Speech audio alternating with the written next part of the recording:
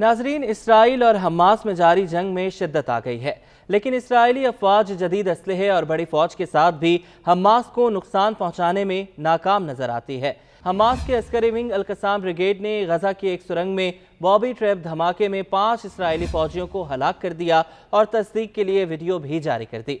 अरब media के मुताबिक अल-कसाम brigades ने एक बेहतरीन जंगी हिकमत अमली अपनाते हुए बैत खानों में एक सुरंग के दहाने पर इसराइली फौजियों को अपने जाल बॉबी ट्रैप धमाके में फंसाया और जैसे ही इसराइली फौजी का एक अफसर अपने साथियों समेत वहां पहुंचा, धमाका हो गया।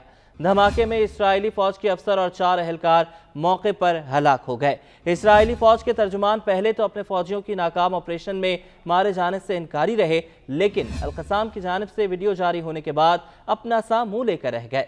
उधर जहां एक जानिब इसराइल को अमेरिका की हिमायत हासिल है, तो दूसरी जानिब ईरान ने भी हमास की हिमायत में इसराइल को दो टोक अल्फाज में वाज़ेह पैगाम दे दिया है। ईरान की कुद्स फोर्स के सरबराह ने इसराइल से जंग में हमास की हर मुमकिन मदद का ऐलान कर दिया है। गैर मुल्की मीडिया के मुताबिक ईरान की कुद्स फोर्स के कमांडर इस्माइल कानी की जानिब से हमास के अल-कसाम ब्रिगेड्स के कमांडर मोहम्मद ज़ैफ को एक पैगाम भेजा गया है, जिसमें उन्होंने ईरान की जानिब से हमास को हर तरह की मदद करने की यकीन दहानी कराई है। रिपोर्ट्स के मुताबिक पैगाम में कहा गया है कि आपके ईरानी भाई आपके साथ खड़े हैं, वो दुश्मन को गजा और फलस्तीन में उनके नापाक इरादों में कामयाब नहीं होने देंगे।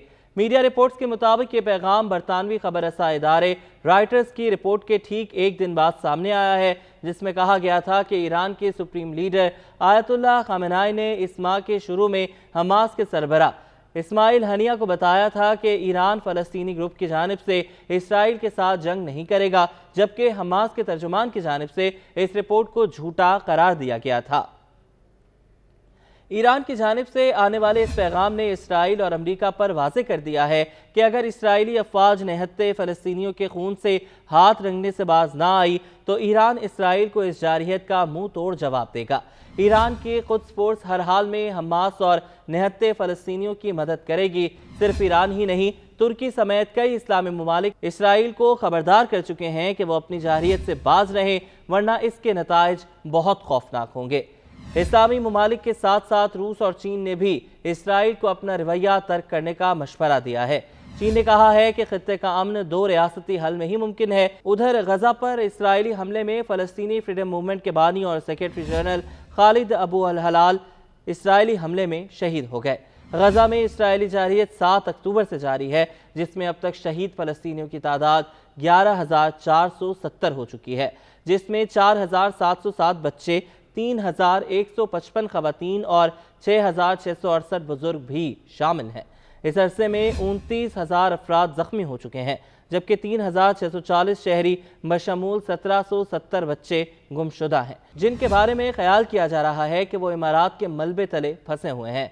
फ़लस्तीनी वजारत सेहत ने कहा है कि गजा की 58% से ज़ायद रिहायशी इमारतें तबाह हो चुकी हैं। इसराइली जारहियत के नतीजे में 7 अक्टूबर से अब तक तिबी अमले के 203 जबकि शहरी दिफा के 36 अहलकार शहीद हो चुके, जबकि 210 से ज़ायद तिबी वर्कर्स जख्मी हैं।